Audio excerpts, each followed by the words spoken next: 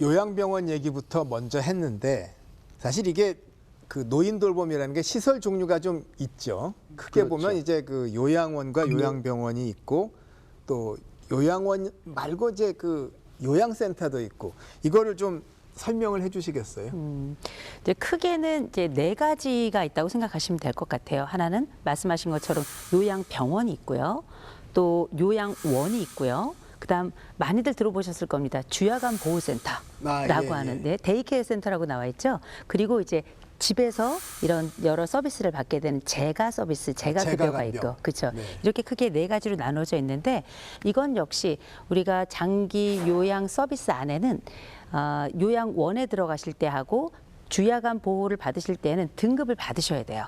그래서 우리가 보통 1등급에서 뭐 5등급까지 이렇게 등급을 받잖아요. 그래서 등급을 받는 것에 따라서 내가 받을 수 있는 서비스의 뭐 비용이라든지 아니면 뭐 시간이라든지 이런 것들이 좀 차이가 있고, 그다음에 재가급여, 곧 제가 그러니까 집에서 이런 서비스를 받는 경우에는 그것도 등급에 따라서 내가 예를 들어서 4시간 뭐 하루에 4시간 일주일에 뭐 3번 서비스를 받을 수도 있고요. 어떤 분은 등급에 따라서 뭐 3시간, 4시간 조금 차이는 있을 수 있는데요. 장기 요양사가 집에 오셔서 여러 돌봄을 제공해 드리고 거기에 따라서 뭐 가사까지도 함께 좀 도와주시기도 하는 굉장히 넓은 측면에서의 돌봄이라고 보시면 될 것 같습니다. 그러면은 요양병원은 병원이니까 네. 그 들어가는 특별한 판정 기준 요건이 없죠. 없습니다. 예, 그다음에 예. 요양원은 등급이 있어야 가서 혜택이 네. 가능하고. 그러니까 기본적으로 요양병원은 의료기관이고요. 그렇죠.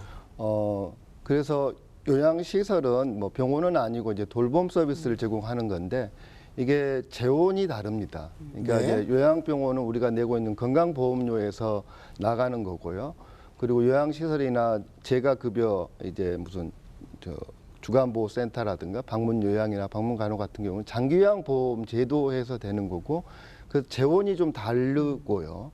그리고 이제 가장 큰 차이는 우리 사회자님께서 말씀하셨듯이 병원은 내가 원하면 보호자나 환자가 원하면은 입원을 할 수 있지만 시설이나 재가에 대한 서비스를 받으려면 장기요양 등급을 받아야 됩니다. 등급을 받지 않으면 그 서비스를 이용할 수가 없는 게 가장 큰 차이점이라고 할 수 있습니다.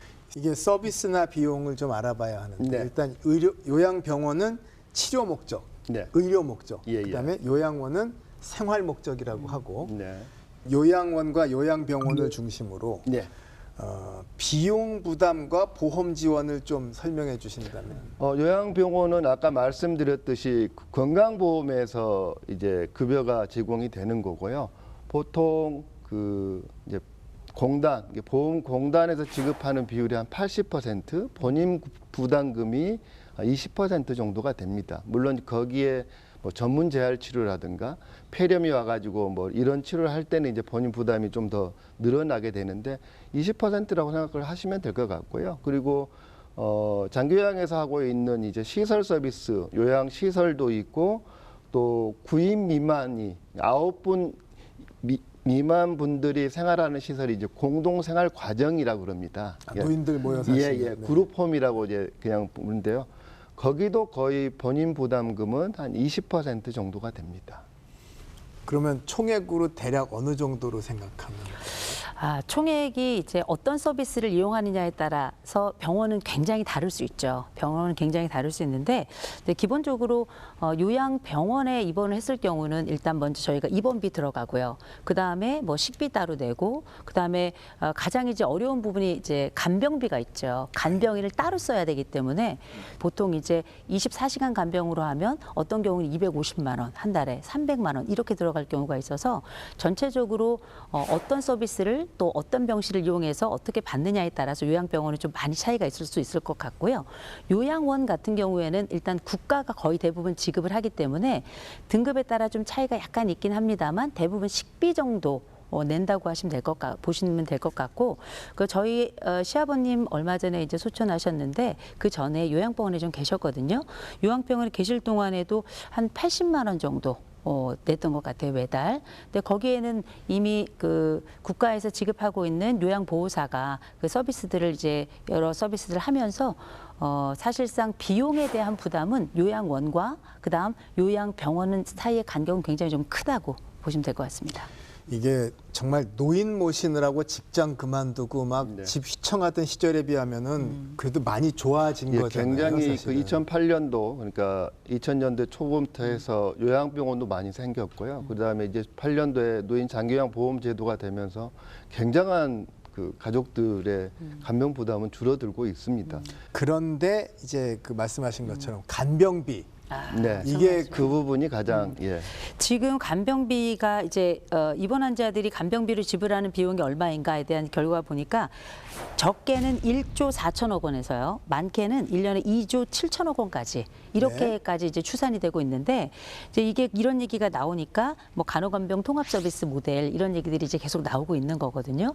근데 이게 뭐 전체 금액으로 하니까 뭐 몇 조지만 한 개인으로 따지자면 보통 작게는 150만 원, 많게는 300만 원 그 이상도 가는 경우들이 있어요. 그러면 그런 경우 한 개인이 아무리 돈을 많이 버는 사람이라도 매달 뭐 150만 원, 200만 원, 300만 원이 꾸준히 나간다고 생각해 본다면 1년 누적된 비용을 형제가 많아서 사이가 좋으면 나눠서 내겠죠.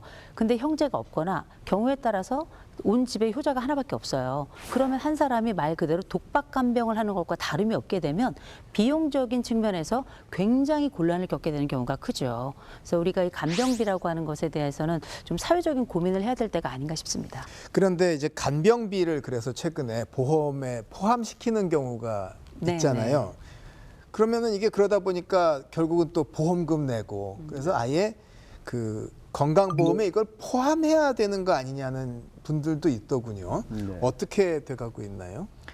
글쎄요, 뭐 우리 노 교수님께서 잘 설명해 주실 거라고 저는 생각을 하는데 뭐 국민들 입장에서야 너무 좋은 이야기고 특별히 우리가 초고령 사회가 이제 코앞이라서 그 초고령 사회라는 건 환자가 많아지는 세상이기도 한 거거든요. 그래서 돌봄이 더 많이 필요한 시점에 모두에게 일어날 일에 대해서 국가가 공동으로 책임져 주겠다 그러면 너무 좋기는 한데 우리나라 뭐 다들 아시다시피 건강보험 그 재원 자체에 대한 부담이 워낙에 압박이 큰 상태라서 그 부분이 좋기는 하지만 가능할까 좀 의심은 됩니다. 지금 어떻게 되고 있어요? 그래서 정책 동향. 그래서 지금 그 간병 비용에 대한 아까 말씀드렸던 이제 그 간호간병 통합병동을 네. 이제 거의 비슷하게 요양병원 쪽에서도 그런 양상으로 조금 운영을 해야 되는데 그 재정이 굉장히 적은 액수는 아닙니다. 그러니까 개인이 간병하시는 분을 모셔서 하는 것에 대해서 이른바 건강보험 급여화하기는 좀 어려움이 있으니 네. 간호 간병 통합으로 의국이 운영되면은 그런 식이 하나의 지금 이미 급성기 병원에서는 운영되고 있기 때문에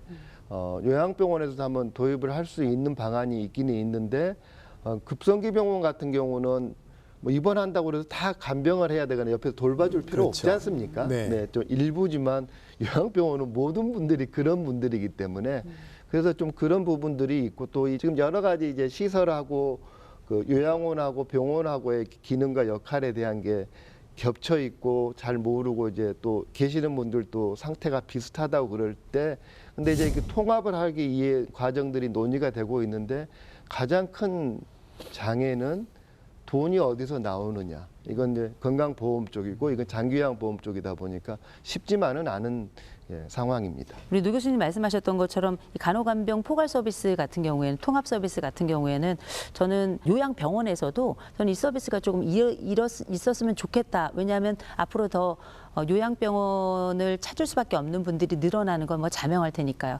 대신에 이제 한 가지 더 고려해야 될 게 있다면 사실 제가 요양병원에서 어르신들을 뵈도 이분이 정말 치료 목적으로 계신 분이어야 되는 것인지 아니면 보호 목적으로 계셔야 되는 분인지 요양원에 계신 분들과 요양병원에 계신 분들이 좀 많이 헷갈려요. 헷갈리는 부분이 있는데 이쪽 요양원 쪽에서는 장기요양 서비스를 통해서 장기 요양사가 들어가 있고 요양보호사가 들어가 있고 이쪽 병원에서는 예를 들어서 간병 그 통합 서비스를 들어간다 그러면 이쪽은 간호사나 간호조무사가 들어가잖아요. 그럼 일단 또 수가도 달라지고 이렇게 함께 좀 통합적으로 가면 어떨까 이런 그냥 생각을 한번 가져봅니다.